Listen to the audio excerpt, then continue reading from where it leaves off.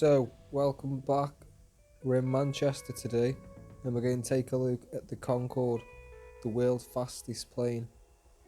With a wingspan of 26 metres, this plane could travel at 60,000 foot and travel at 1,350 miles an hour. That's twice the speed of sound.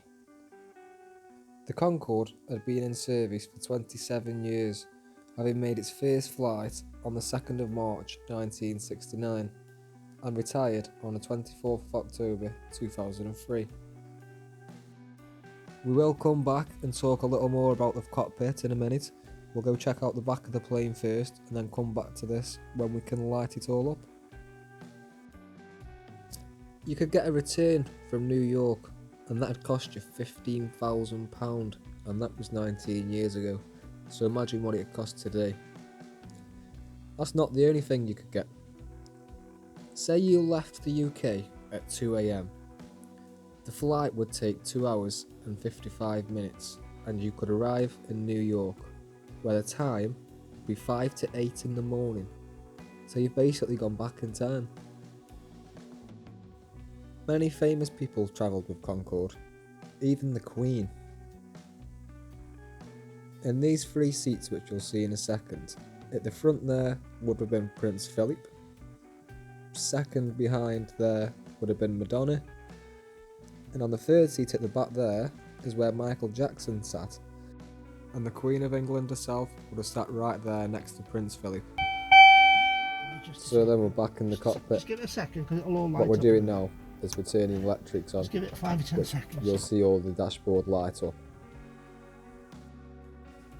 All of these buttons and switches were used to make the Concorde go supersonic, and for that an engineer managed and monitored the skin temperature, keeping the aeroplane in balance by levelling the fuel.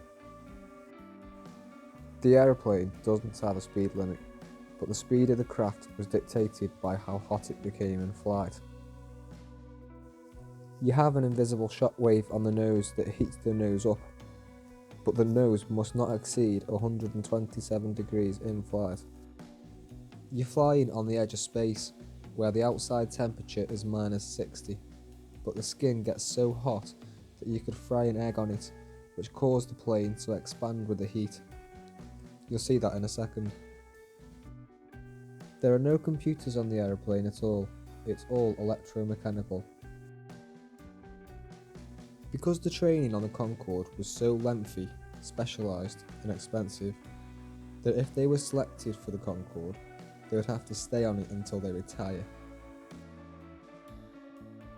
Just take a look at all these buttons and switches. I wouldn't even know where to start.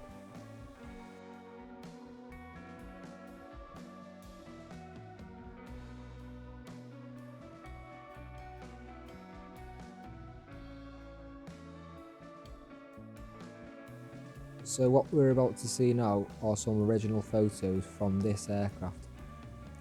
This first photo is an engineer who could fit his hand in between the controls, just there. That was because of when we were talking about the heat and the expansion, that's what had happened. Now here, the captain put his hat in between the controls when the plane was hot. When the plane then got cold and shrunk back down, the hat was stuck there and is still there to this day.